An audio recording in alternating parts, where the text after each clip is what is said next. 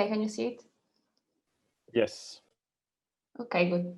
So thank you very much for the opportunity that you're giving me to present this work, which I did in collaboration with Federico Carta, Yvette Welling, and Alexander Westphal.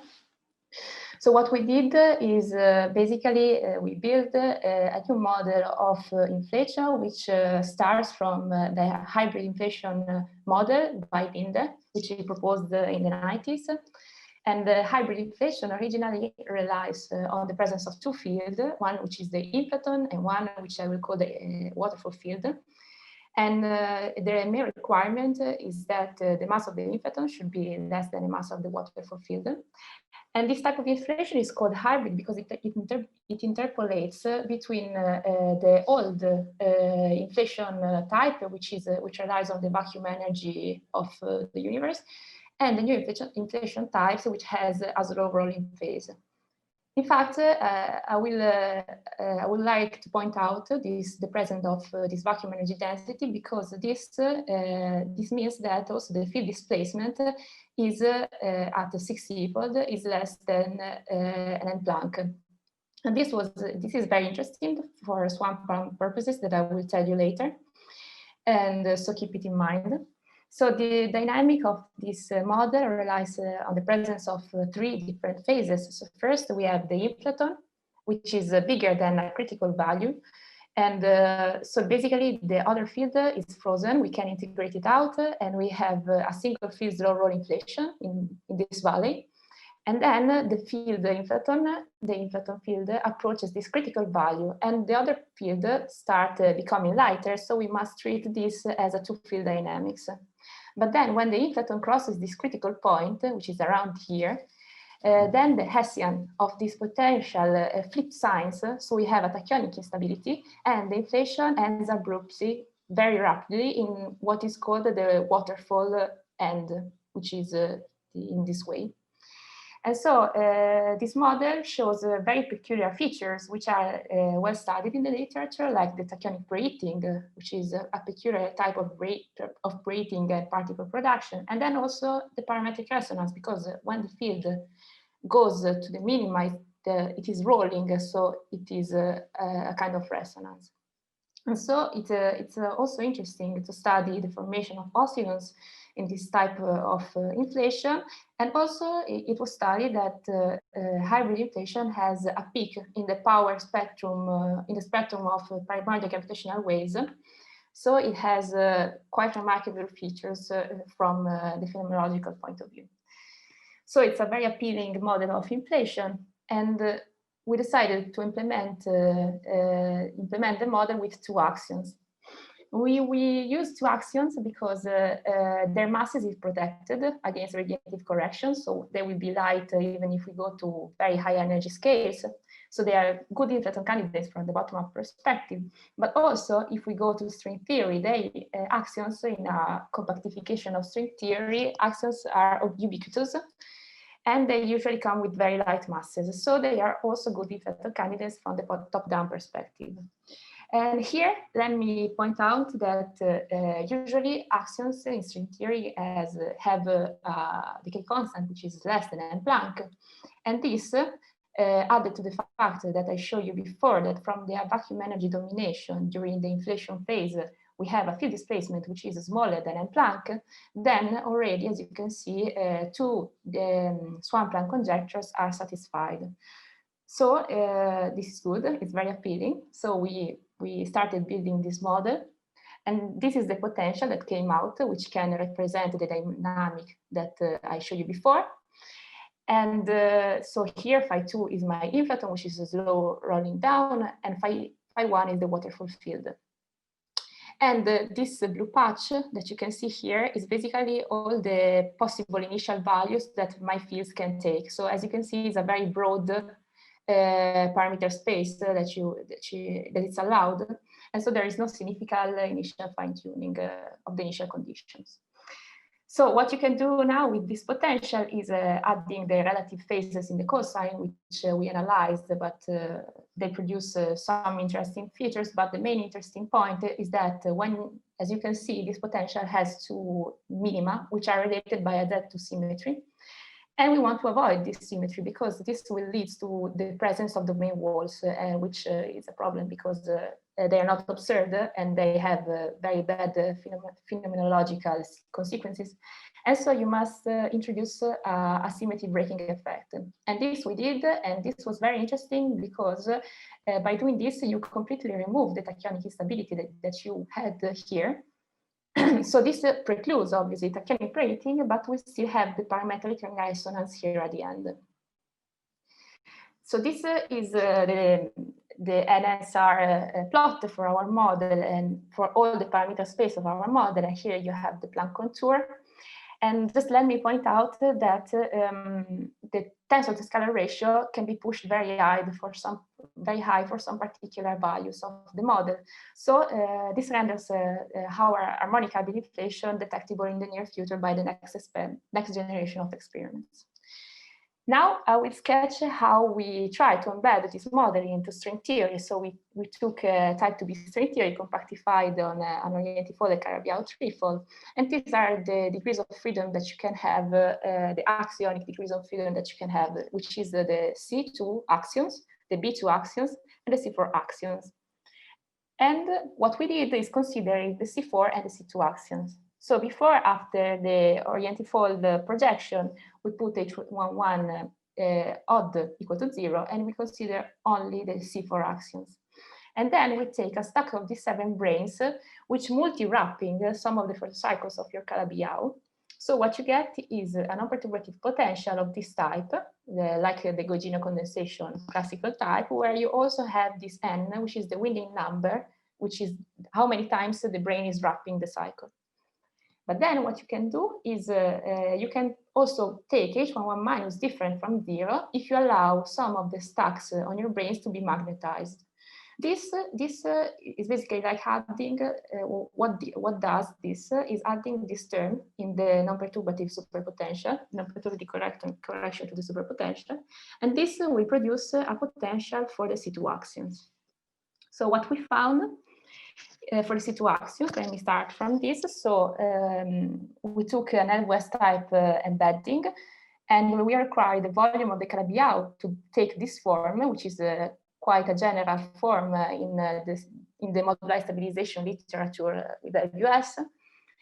And then the non-perturbative correction that we require must come with this form, where these are branes normally wrapping a 4 cycle, but then here you must have 2 cycles.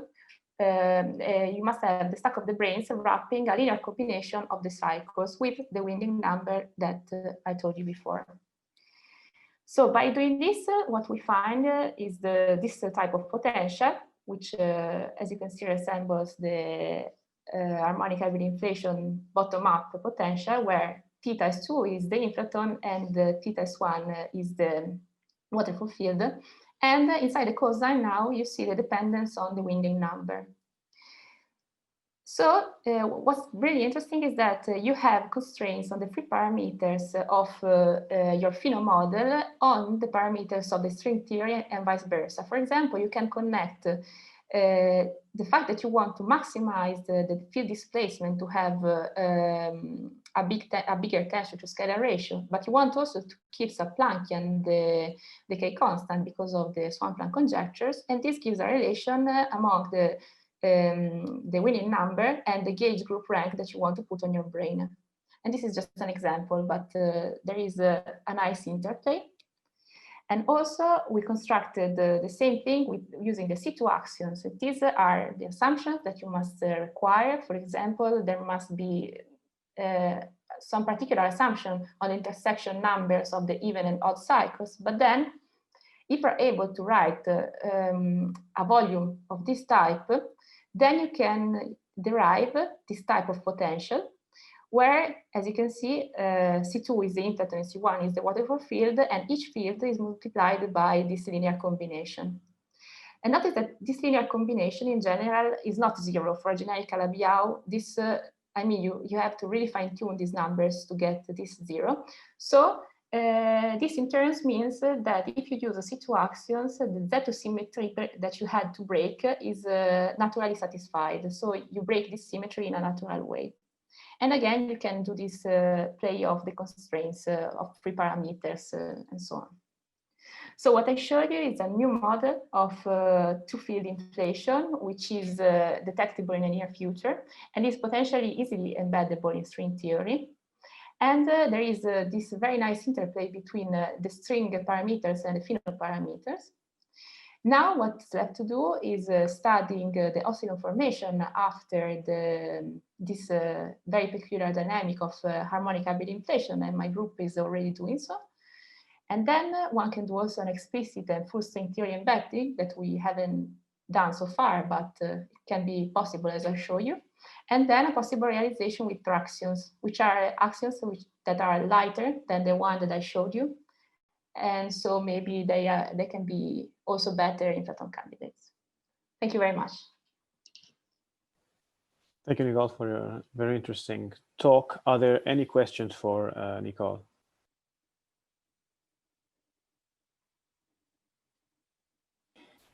I have a few.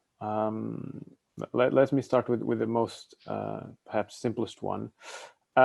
So at the level of the field theory, you wrote your potential in terms of your mass scales, lambdas, and your C1 and C2, which were essentially the decay constants inside each cosine. Yes. Is there any condition, any tuning necessary for these two parameters for the model to work? Yes, so to get the mass hierarchy, basically, to get the right mass hierarchy. So you want phi2 lighter than phi1. And so this means that, as you said, that C2 inside is like 1 over F, basically 1 over F2, and this is 1 over F1. So you must require this difference between the decay constant to have the right mass hierarchy. So C1 and C2 must be different, for example. Okay, and those lambda 1, 2, and 3, are they with the same order of magnitude, or is there some hierarchy there as well? Where, sorry, in the lambda? In the lambdas, yeah. Not at this level. We don't require. No, there must be. Yes, sorry, there must be, because you want vacuum domination. So to have this vacuum domination in the slow rolling phase, you must require a hierarchy also among these prefactors, actually. Yes, sorry. Okay. In fact, when you go to the string theory embedding, you get an expression for these lambdas. And this is also another thing that you can verify with the effective field theory. Okay, so in the plot where you showed the observables, there was a parameter gamma, which I missed. What is that gamma? Yes, sorry, I missed many parameters because this comes from the effective field theory. And so basically this gamma is embedding the Z2 symmetry breaking, the amount of the symmetry breaking that you want. So if you want to break it by 10%, or if you want to break it. And in terms of the original parameters in the previous slide, what does it? How is gamma written in terms of the lambdas and so on? It has a big dependence, I would say. So it has it's a linear combination among the lambdas, and it also has this alpha, which is this alpha is the linear combination among the lambdas, and the gamma has also the C inside. Okay. Yeah. Okay. Are there any other questions? Francisco, can I ask? Yeah. Hi, Nicole. This is Michele. Nice to see you. Hi, Michele. So just to see if I understood correctly. So in the end, the inflaton travels a sub-Planckian distance in field space. Yes. Is it correct? Yes. But you can still get a tensor to scalar ratio which is large. Exactly. Yes. So what's intuitively? No, the question is what's intuitively the reason why you can do that? The reason comes from this symmetry breaking effect. So when you don't have these two minima, you push one above the other, you're basically also pushing the tensor to scalar ratio higher. This comes from this requirement when you spoil the tachyonic preheating, but it has nothing to do with the field displacement. The fact, because I know that usually small field inflation have the tensor to scalar ratio, which is very small. Right. Yeah, but when you take into account this symmetry breaking, you're modifying this potential a bit. So you have like a prefactor here, and you're also modifying the C's. And this prefactor is controlling then this pushing up of the tensor to scalar ratio.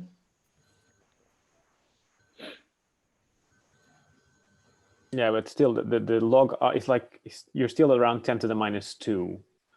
Yes. So you are not beyond the Planck distance, or maybe you're sort of there or thereabouts. Maybe you're not parametrically beyond the Planck distance, but yes. Yeah, I mean, if you do a plot of tensor to scalar ratio versus the geodesic distance, you'll see that probably because this is a two derivative action. There's no way around the life bound. Exactly. This was my question. Yeah, I think it's just a matter of flirting with the life bound. So maybe let me rephrase the question. So effectively, the decay constant for your action field is not that far from Planck. Exactly. Okay, that's so fine. this is why we were proposing also to use the CAXIONS. Okay. Because maybe with C4 and C2 it's a bit difficult to reach this decay constant, but maybe with CAXIONS is doable. Okay, it makes sense. Thank you very much. Sorry, thank you. Any further questions? Yes, I also have a question. At the end, you mentioned possible realization. Possible realizations with tractions. Yes, do you have some ideas of how to embed them in string theory? Well, there is I have a backup slide. There is this paper, which is by my supervisor and collaborators, and they are embedding, they are deriving, first of all, this, and they are not embedding in an explicit example, actually, no. And but there are some attempts, actually. For example, in the thesis of Jakob, there is an attempt to also take into account moduli stabilization to see what is the reaction on tractions, for example. So far there are no explicit examples. It's only known how you can build them. I mean, what are the requirements that you must have on your Calabi-Yau? For example, the presence of these two throats that must come from homologically related cycles, and so on. Okay. May I comment something on this? May I comment something? Hi. Hi. Folks. I can open my video if you want. Do you hear me? Yes. This is Alexander. Hi. Yeah, no, I can just, Nicole, if you permit me, I mean, just because of the question, what you said is completely correct. Just an extension, there are explicit examples by now. They came from the scan for orientifolds on CCs, on complete intersection Calabi-Yaus that Jakob and Federico and I did essentially until the beginning of this year, when it was published. Right, yes. Within that database of searching for orientifolds, we found numerous essentially examples of such homologically related multiple throats that when you flux them, generate fractions. Right, so you have a database basically where you can... at least several thousand of them. Yeah, and you can choose the one you want and do an explicit... Yeah, exactly. So this is clearly some future work that to use them for this model. I mean, like, it's an interesting task to build them. I mean, like, to build a model, this hybrid model, using them. Very good. Thanks, Alexander, for the clarification. So let's thank Nicole again and all the speakers from this session. I don't know if any of the other organizers want to